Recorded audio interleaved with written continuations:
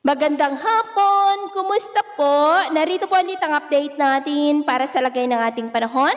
Ngayong hapon po ng March 25, 2025. Sa ngayon po ay lumalakas na ang banta ng sama ng panahon na ating binabantayan sa silangan ng Mindanao.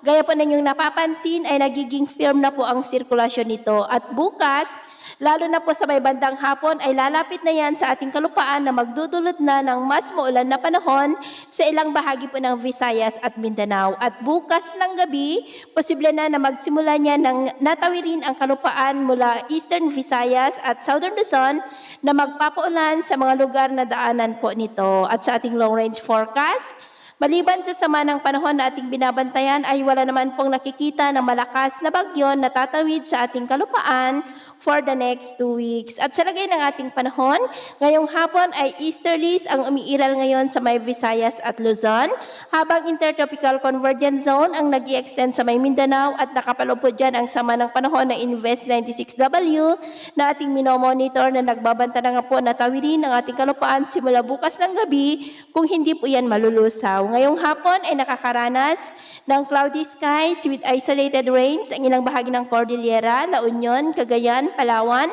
Camarines Sur, Northern Samar, ilang bahagi ng Leyte, Surigao del Norte, Zamboanga Peninsula, Lanao Provinces at Sorsogon. At mamayang gabi, may tsansa pa rin ng mapag-ulan sa ilang bahagi ng Cagayan, lalo na sa may southern part, Isabela, Mountain Province, Palawan, Eastern Samar, Leyte, Bohol, Cebu at Mindanao, kaya mag-ingat po tayo. At sa atin naman pong mga baybayin, wala naman po tayong nakataas na namang gale warning signals, pero iba yung pag-iingat lamang po kung papalaot tayo para po mas makaiwas sa mga sakunang pangkaragatan.